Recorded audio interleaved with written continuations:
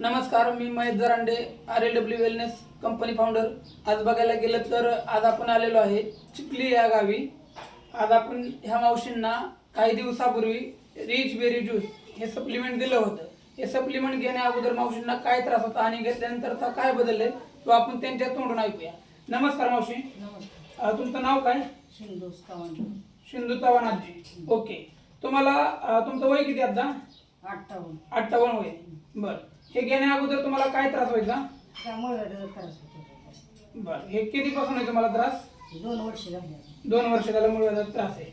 बर, त्यासाठी गोळ्या वगैरे मार्केटच्या काय खाल्ल्या असतील? त्याच्या आधी खाल्लेल्या होत्या, बरं. पण मुळव्याधासाठी नाही काय खाल्लं। बर, मग आता एकंदरीत हे घेतलेले किती दिवस झालं? 8 दिवस उद्या होईल।